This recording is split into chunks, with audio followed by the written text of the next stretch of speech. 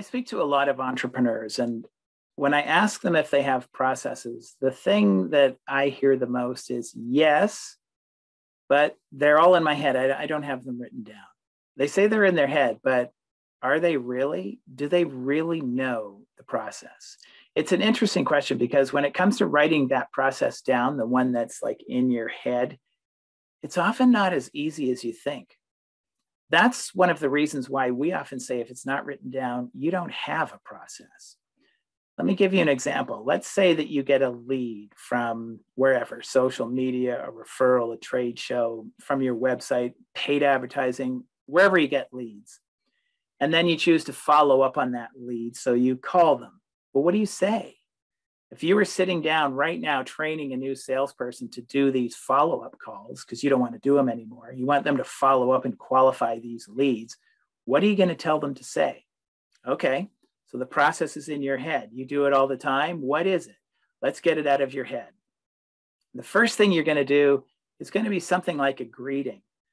Who you are, why you're calling. Hi, Betty, it's Michael Mills calling from Business Design Corporation. I noticed that you clicked on our Facebook ad for the free ebook on the 5 steps to creating a process-dependent business. And then what? Do you know what to say next? Something that's going to keep them interested in continuing a conversation with you. So what is that? What is that? What is that script? What do you say next? And then the next step, you're probably going to want to ask them some qualification questions. You want to determine if this is a qualified prospect. You know, should you be spending time creating a relationship with this new contact, with this referral, whoever it is that you're speaking with? Are you going to want to take the time to persuade them to go to the next step in your sales process? Maybe it's a free consultation, maybe it's a site visit or a demo, whatever your next step is. You do not want to be taking someone to these next steps if they're not qualified. So what are the questions you ask? What are they? As an example, the questions we like to ask, the first one is, how did you hear about us? Did they find us on YouTube or Google? If they did, I usually ask, do you remember what words or phrase you used in your search? Because that's really valuable. Then I usually like to ask, what was your reason for following up with this? What is the challenge or frustration you're experiencing that you're thinking we might be able to solve? I want to know what their pain is. And then I get into some more qualified questions. How many employees are in your company? Do you have an organization chart? Do you have some existing processes, or are you starting from scratch? Do you have any job descriptions that are documented? Do you have a vision for your company? What's your company going to look like, say, 5 to 7 years from now? Those are our qualification questions. What are yours? Do you have a set of qualification questions? And if you have that set, then what happens? If the contact is answering your questions, what do you do with the information that they've given you? Does it get entered into a form, or does it get put into some sort of a CRM application, or is it passed on to someone else in your company? What is the criteria to determine whether that contact is qualified and whether you should be nurturing them towards the next step in your sales process? And then what happens? What do you say that nurtures the contact towards making a decision? What do you say to get the sale? You see, if the process is in your head, you just ask the questions that come to you in the moment. You don't really know the questions you ask. And if you're asking different questions, if you're not asking the same questions every time, if you're not following a consistent process, if it's a little different every time, how do you know what's working? How can you possibly establish expectations for a new employee, one that you're maybe training for this position? See, if you have a process, if you're doing it consistently, then you have a baseline. You'll know, for example, if you speak with 10 qualified clients, and if you say these things, then 40% of the time, they're going to go to the next step 4 out of 10 times, or whatever your baseline happens to be. Do this, and you get that. But if you're not doing this consistently every time, you can't possibly have a realistic baseline. You'll have what you can convert and not what an employee could convert.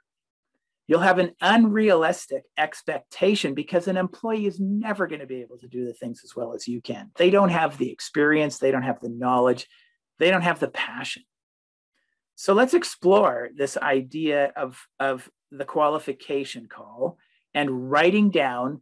If you have a qualification call that's in your head, let's get it out of your head. Let's get it down on paper, or let's get it into TouchStone. I'm going to show you how to do it in TouchStone.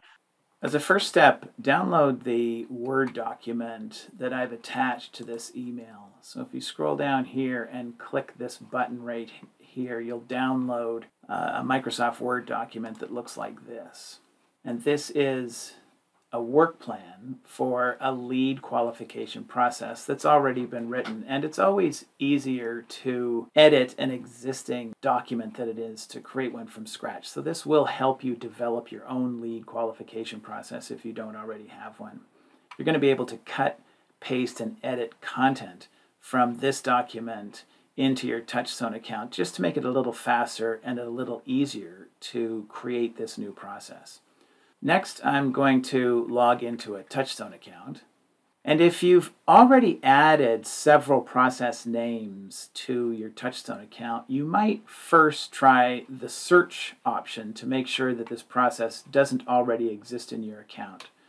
So I'm going to click this search option here, and I'm going to type in some of the letters of the process that I'm looking for. And I'm not going to type too many. I'm just going to type in quali because I don't know what I might have called it, but quali is probably going to be part of qualification or qualification call or something like that. And then I'm going to click the search option.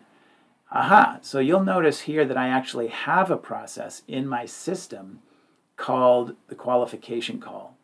Interesting. If you do not have an existing qualification call process, in other words, when you search for it, nothing shows up, click the box on your org chart for the position who you think should be making qualification calls. In this example, I'm going to select inside sales because I think the inside salesperson should be making qualification calls. Then come up here to add a new process and type in the process name. We'll call it qualification calls. And click Save. And now you'll notice that this process shows up on the job description for the inside salesperson. And I'm going to click on it. And I want to create an objective for this process. Easiest way to do this is toggle back to that Word document that I've created for you that you just downloaded a moment ago. Go grab this information and just paste it right here. And then you can edit this if you like to make it yours, but this is a pretty good objective to qualify prospects who contact us by way of email or telephone in a respectful manner to determine that only qualified leads will be moved through the sales process. Pretty good objective. Click Save. Now when I'm creating a new process, I always start with a work plan, and I start by copying the name of the process right here, and then I'm going to create a work plan, a new work plan, and the work plan title is going to be the same name as the process. I'm not going to write an objective for this work plan because I already wrote the objective at the process level. I usually only write objectives for work plans when I have multiple work plans in a process. So I'm simply going to click on Create Work Plan and Add Task. And I will click inside the task box to go into edit mode. And again, I'm going to go back to the Microsoft Word template, and I'm going to grab this first piece of content here, copy, and I'm going to paste it in here. I do recommend that you choose that option, paste as plain text, so that you don't carry over all of the characters that have been embedded in your Microsoft Word document. Now, usually the first task in a process is answering the question, how does this start? So I see here that we receive leads from either email, website, referral, or something else. So this is how this process starts. Again, for each of these tasks that you paste in from my sample template, go ahead and edit them as you like, just to make them yours. But in this case, I'm going to click Save. And then I'm going to click Add Task. I'm going to click to go into edit mode. And I'm going to go get the next piece of content, and I am going to paste as plain text, add the lead to our CRM application, or whatever method you're using to track leads. Again, maybe this happens automatically if you've got some lead magnet that someone downloads and they give you their contact information. Maybe it automatically goes into your CRM system. But if it's manual, if it's a referral, say, or something like that, how do you add that lead to your CRM application? You would want to put that information right here. So you're going to make the necessary edits to this task to make it yours. I'm going to click Add Task. Now maybe the next step is to research that lead for any additional details such as company name, phone number, address. If you have a phone number, is it a landline or a mobile number? Do you have their email address, their website URL, or any other information that you can find? You can try searching for the contacts information in Google or social media sites like Facebook or LinkedIn.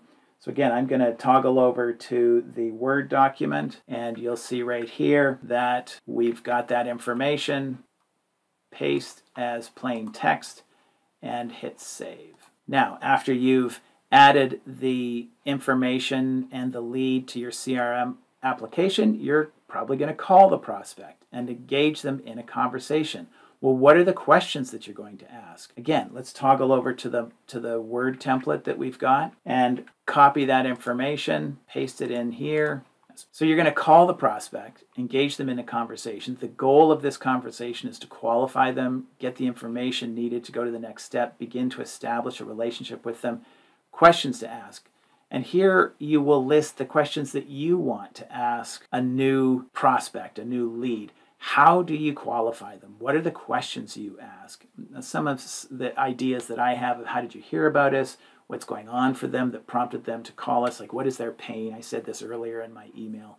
List all of the questions you need to ask this lead to qualify them. Then copy, paste, and edit each of the tasks in the Word template until you've got a customized version of the work plan of the qualification call process in your TouchStone account. See if you can get your qualification call process out of your head and into TouchStone. And then start following the process.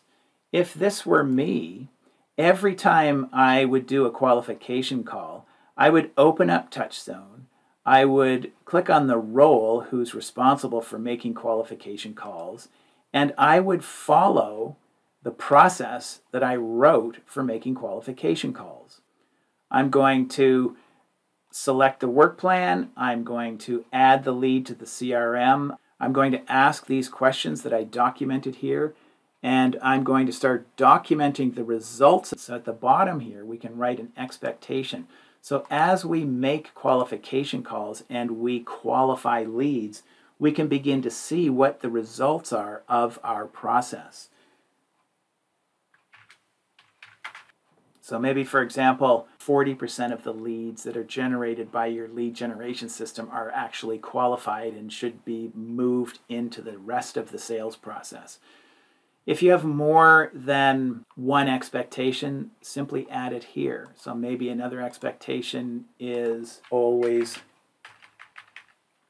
So expectations are what do you expect of this work plan, of this process? If I'm following this process consistently, I'm going to have results, and these will now be the expectations I have for someone else that I'm training who will follow this process. These are the results that I would expect of them.